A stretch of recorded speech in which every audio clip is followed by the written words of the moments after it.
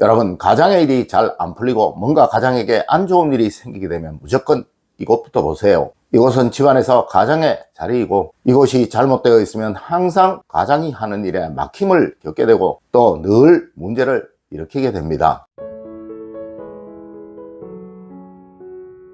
여러분 안녕하세요, 이정민입니다. 여러분, 집에는 나름의 자리가 다 있는 거예요. 네, 얼마 전에도 제가 청와대 이야기를 해드리면서 상춘제, 즉 청와대 관사는 안주인과 가족의 자리이고, 이곳이 청와대 등을 돌리고 있으며 벽을 쌓고 있어 무조건 이 집에 거주하는 사람 중에 죄인이 나오게 되고, 또 문제를 일으키는 사람, 즉 대통령의 의지에 반하는 사람이 무조건 나오게 된다고 말씀을 드린 적이 있었었죠. 맞습니다. 이는 여러분의 집안 역시도 그러한 거예요. 네, 가장의 자리가 있고 또 안주인의 자리가 있는 것입니다. 물론 외도나 잦은 폭언, 불쾌한 행동을 하는 건 역시 무조건 이와 관련이 있으니 오늘의 이야기 잘 들어보시고 항상 이곳은 말씀드리는 대로 만드시는 습관 꼭 가지십시오. 첫 번째로, 여러분, 현관문에 절대 무엇이라도 부착하면 안 되는 것입니다. 여러분, 현관은 그 집안의 명예를 상징하는 대표적인 곳이고, 특히 현관문은 바로 그 집안의 얼굴, 즉 대주의 상징과도 같은 곳이에요.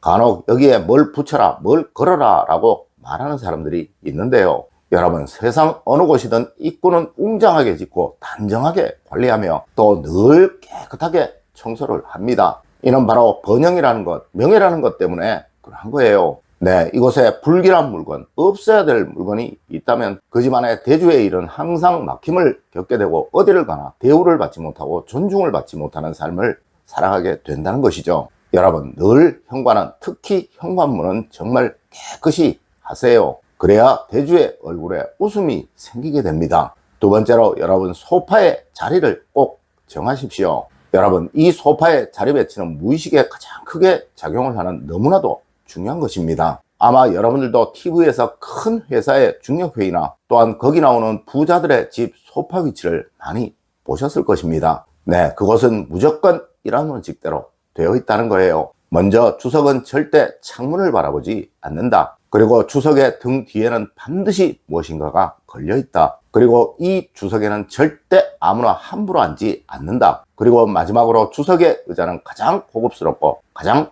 품이 있는 것이다 라는 것이라는 거죠. 아마 여러분들도 늘 이것을 보셨었지만 이것을 쉽게 생각들을 하셨을 거예요. 네, 그냥 스쳐 보셨을 것이라는 거죠. 여러분, 어디든 사람이 모이는 곳이라면 상석이 있고 또 말석이 있는 거예요. 물론 가정에서도 그러하죠. 이는 그 집 가장의 책임감과 존재감을 의미하는 너무나도 중요한 거예요. 여러분, 대우를 받지 못하고 존중을 받지 못하면 절대 그 어느 누구라도 자신의 어깨 위에 무거운 짐을 올려놓으려고 하지 않는다는 것입니다. 네, 꼭 살펴보세요. 일이 계속 막히고 또 일이 계속 꼬이기만 하는 집은 이 자리가 아주 불편하거나 또 누구나 아무나 막 앉고들 있을 것입니다. 세 번째로, 여러분, 식탁의 자리 배치를 꼭 보십시오. 여러분, 식탁에서의 대우는 바로 가정에서의 의무감을 만드는 너무나도 중요한 것입니다. 식탁에서 자기 자리가 없는 가장이 번영하고 행복해지는 경우는 절대로 없다는 것이죠. 아마 분명 누구는 이런 말도 하실 거예요.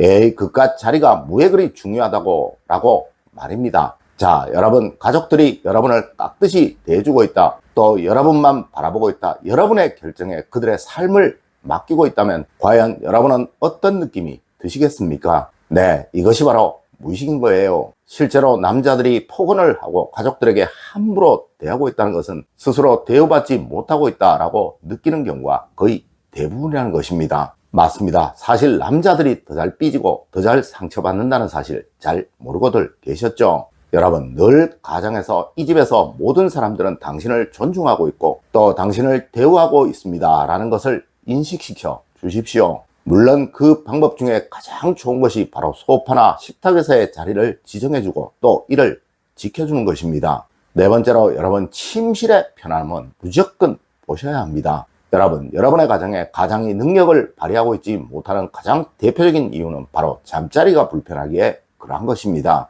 네, 사실 많은 분들이 잠에 관해서 참 소홀하신데요. 여러분, 세상 그 어느 누구든 잠을 편히 자지 못하는 사람이 성공하고 번영하는 경우는 없습니다. 네, 가장의 침구, 가장의 침대 자리 위치 꼭 신경을 쓰십시오. 여러분, 사람의 능력은 거의가 다 비슷합니다. 누가 더 집중하고 누가 더 활기차게 움직이느냐에 따라 인생의 성패가 나뉘어지는 거예요. 맞습니다. 잠을 편히 자지 못하는 가장은 절대 타인들과의 경쟁을 이겨낼 수가 없다는 것이죠. 여러분, 실제로 제가 수많은 강연을 가면 저에게 일의 난관에 관해서 물어보시는 분들이 정말 많습니다. 이를 풍수적으로 해결할 수 있는 방법이 없습니까? 라고 말입니다. 네, 그럴 때마다 저는 무조건 제일 먼저 이것부터 물어봅니다. 잠은 편히 자고 계시는지, 잠자리에 불편함은 없는지를 말입니다. 여러분, 이것이 성공과 번영의 무조건적인 열쇠라는 점 절대 잊지 마십시오.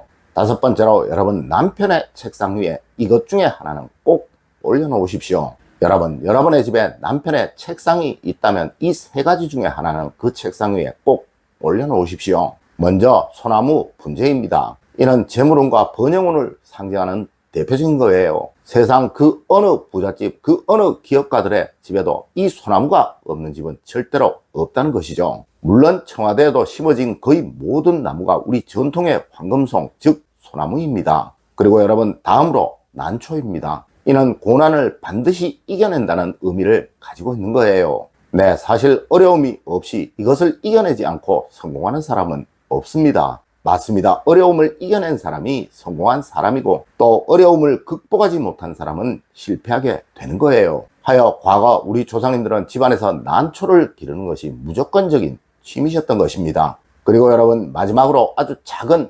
미니식물입니다. 이는 행복을 만들어 줄 것이며 가장의 얼굴에 웃음이 생기도록 만들어 줄 거예요. 여러분, 세상 모든 번영의 기본 원칙은 바로 얼굴에 웃음을 만드는 것입니다. 그리고 혹 책상이 없는 가정이라면 남편이 주로 머무는 곳, 주로 머무는 자리 주변에 이 세 가지 중에 하나는 꼭 두시도록 하세요. 네, 그리하면 절대 여러분의 가정에 불행은 없을 것입니다. 여섯 번째로, 여러분, 남편만의 뭔가가 있는지 꼭 살펴보세요. 여러분, 집안의 풍수가 좋도록 만드는 가장 단순하면서 가장 빠른 방법은 바로 집안에 나만의 즐거움을 두는 것입니다. 네, 볼 때마다 행복을 연상하고 즐거움을 연상할 수 있는 것으로 말이죠. 맞습니다. 그것이 바로 혼자만의 소장품이거나 또 혼자만의 취미이겠죠.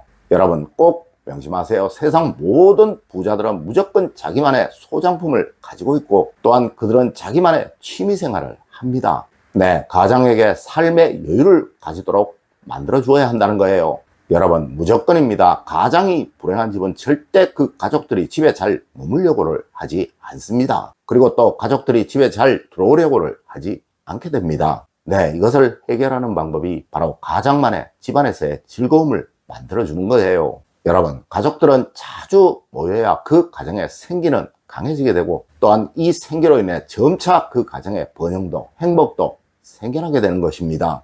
여러분, 오늘은 뭔가에 일이 막히고 계속 어려움을 겪게 될 때 반드시 보아야 할 풍수 이야기를 해드렸습니다. 오늘 제가 알려드린 이야기 여러분들 꼭 명심하시길 부탁드리며 오늘의 이야기를 마치도록 하겠습니다. 늘 올바른 행동과 올바른 지식을 여러분들께 전하도록 노력하겠습니다.